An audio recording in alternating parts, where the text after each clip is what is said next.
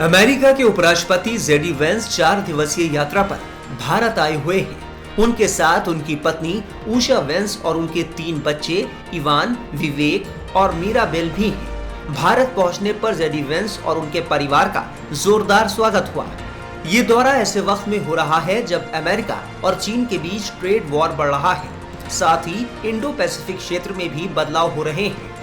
इस दौरे का मुख्य मकसद ट्रंप वेंस प्रशासन और प्रधानमंत्री नरेंद्र मोदी के बीच द्विपक्षीय वार्ता है, लेकिन भारतीयों की नजरें सेकंड लेडी उषा वेंस पर टिकी हैं। जनवरी 2025 में जेडी वेंस के उपराष्ट्रपति बनने के बाद ये उषा वेंस की पहली औपचारिक भारत यात्रा है। उषा वेंस अमेरिका की पहली भारतीय अमेरिकी सेकंड लेडी हैं। साथ ही वो इस पद को संभालने वाली पहली हिंदू भी हैं।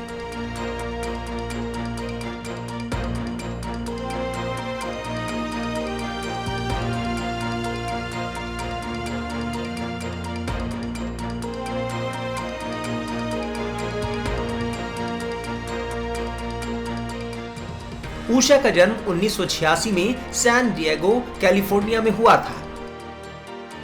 उनके माता पिता आंध्र प्रदेश से तेलुगु भाषी अप्रवासी थे। उनका परिवार मूल रूप से आंध्र प्रदेश के वद्दूर गांव का है। उषा वेंस के दादा राम शास्त्री चिलुकुरी आईआईटी में पढ़ाने के लिए चेन्नई चले गए थे। ये बात 1959 के आसपास की है, जब आईआईटी की स्थापना हुई थी। एक इंटरव्यू में उषा वेंस ने बताया था कि वो एक धार्मिक परिवार में पली बढ़ी। उनके माता पिता हिंदू हैं और यही एक चीज है जिसने उन्हें इतना अच्छा माता पिता बनाया, जिसने उन्हें वास्तव में अच्छा इंसान बनाया, और इसीलिए उन्होंने इसकी शक्ति देखी है।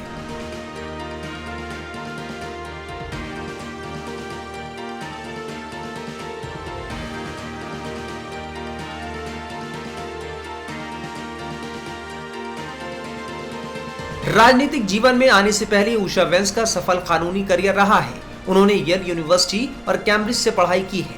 बाद में वो येल लॉ स्कूल लौट आई और येल लॉ जर्नल की एडिटर रही। उन्होंने डीसी सर्किट में तत्कालीन न्यायाधीश ब्रेट कैवेनॉ और बाद में अमेरिकी सुप्रीम कोर्ट के चीफ जस्टिस जॉन रॉबर्ट्स के लिए क्लर्क के तौर पर काम किया। अपने पति के 2024 के चुनावी अभियान के दौरान उन्होंने सैन फ्रांसिस्को में Munger Tolles and Olson LLP में प्रैक्टिस की। फिर उन्होंने कानूनी काम से ब्रेक ले लिया। उषा और जेडी वेंस की मुलाकात येल लॉ स्कूल में हुई थी। उन्होंने हिंदू और ईसाई रीति रिवाज से 2014 में शादी की। वो पहले डेमोक्रेटिक थी, लेकिन अपने पति के ओहायो में सीनेट चुनाव लड़ने से पहले उन्होंने रिपब्लिकन पार्टी ज्वाइन कर ली। ऐसा माना जाता है कि उषा पर्दे के पीछे रहकर फैसले लेने में अपने पति जेडी वेंस की मदद करती हैं। वो जानबूझकर लाइमलाइट से दूर रहती हैं।